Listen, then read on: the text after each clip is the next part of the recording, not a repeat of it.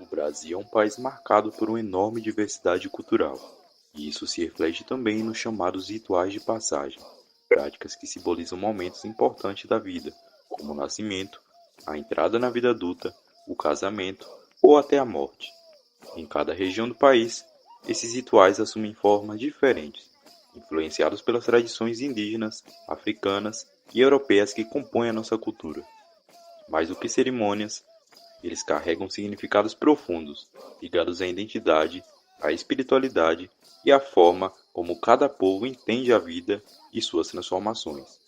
Agora, vamos conhecer algum desses rituais e entender o que eles representam em diferentes partes do Brasil.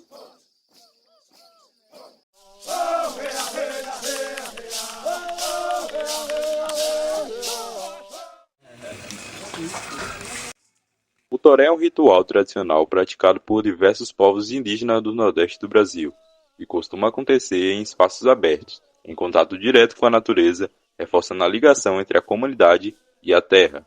Tudo começa com a organização dos participantes, que se posicionam formando uma roda. Esse formato tem um significado importante, representa união, igualdade e a ideia de coletividade, onde todos compartilham o mesmo espaço e a mesma energia. Com o início do ritual, surgem os movimentos marcados dos pés no chão, firmes e repetitivos. Ao mesmo tempo, começam os cantos conhecidos como toantes, que carregam histórias, ensinamentos e elementos da espiritualidade indígena.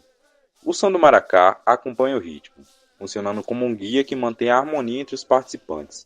Aos poucos, os movimentos e as vozes se tornam sincronizados, criando uma forte sensação de unidade. Mais do que uma dança, o toré é um momento de conexão profunda com a natureza, com os ancestrais e com os chamados encantados, que fazem parte da dimensão espiritual desses povos.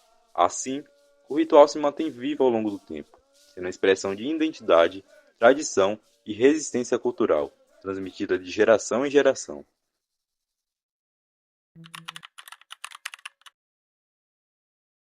Você sabia que o povo Guarani, que vive aqui no sul do Brasil, o nome de uma pessoa não é escolhido pelos pais?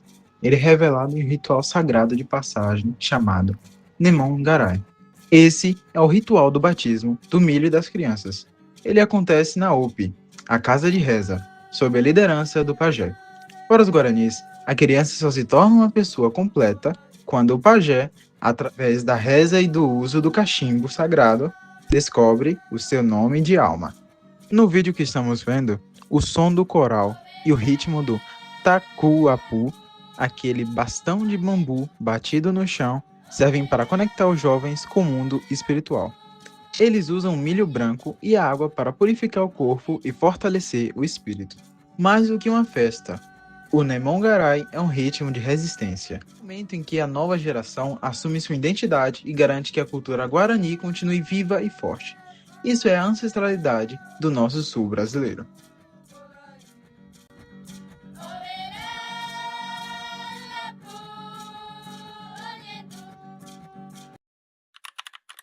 Passando para o norte, agora eu vou falar sobre o ritual de passagem da tucandeira, uma tradição indígena marcante da Amazônia. O ritual da tucandeira não possui uma data exata de surgimento. É uma prática ancestral transmitida oralmente de geração em geração há séculos, sendo parte da cultura tradicional dos povos indígenas da região amazônica.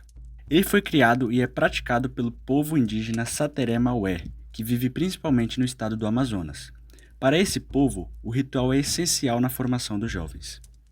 O principal objetivo do ritual é marcar a transição da infância para a vida adulta. Além disso, ele serve para testar a coragem, a resistência física e a capacidade de suportar a dor. Também é visto como uma forma de proteção espiritual e até como um remédio tradicional contra doenças. Para a organização e realização do ritual, tudo começa com a preparação das formigas tucandeiras, que são coletadas e colocadas em luvas de palha chamadas saripé. Antes disso, elas passam por um processo que as deixa temporariamente menos ativas. No dia da cerimônia, a comunidade se reúne com cantos e danças. Os jovens então colocam as mãos dentro das luvas por cerca de 10 a 15 minutos, recebendo várias ferroadas. Esse processo não acontece apenas uma vez, ele precisa ser repetido diversas vezes ao longo da juventude para que o jovem seja considerado plenamente preparado. Culturalmente, o ritual é extremamente importante. Ele representa identidade, resistência e conexão com os antepassados.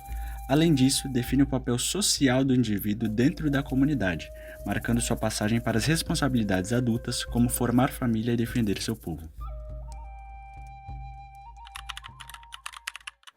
Bom dia, me chamo Anderson e vou falar sobre um ritual de passagem indígena que acontece no centro-oeste do país, em Mato Grosso, no território indígena Xingu, onde habita o povo indígena Uaujá, com 6 diferentes aldeias, onde temos um ritual de passagem muito interessante, em que os meninos e meninas em puberdade passam por uma reclusão da aldeia. Essa reclusão ocorre com o objetivo de amadurecer e desenvolver fisicamente e socialmente os jovens. Este ritual de passagem acontece na puberdade do indivíduo, sendo para as meninas uma única vez em sua vida, logo após a sua primeira menstruação, e para os meninos no momento em que seus pais decidirem, mas podendo ocorrer mais de uma vez caso os objetivos não tenham sido concluídos. A realização deste ritual é feita de diferente forma para os meninos e para as meninas.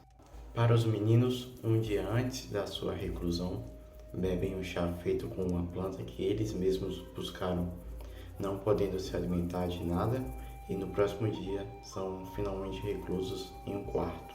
Para as meninas, no instante da sua primeira menstruação, devem ficar sentadas até um familiar buscá-la e dar-lhe banho. Os presentes são entregues para os moradores e ela é levada para o centro da aldeia para participar de uma cerimônia, não podendo se alimentar de algumas comidas até que o seu sangue desça, e após isso são reclusas também em um quarto.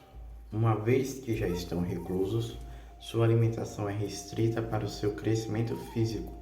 Utilizam faixas nas partes onde os corpos deverão crescer, apenas têm contato com seus familiares mais próximos e só podem sair de seus quartos à noite, sem que sejam vistos para fazer suas necessidades fisiológicas.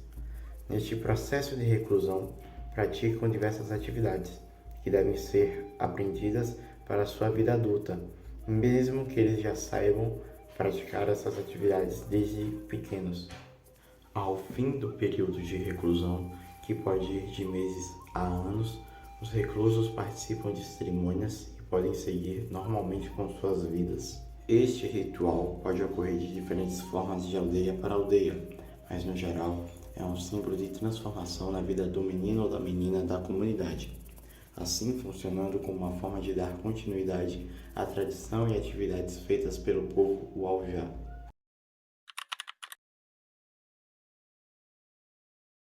Sou índio caxixó, no Rio eu não vivo só. Sou índio caxixó, no Rio não vivo só. Hey, hey, haru, hey, hey, hey, haru, oh. Hey, hey, haru, hey, hey, hey, haru, oh.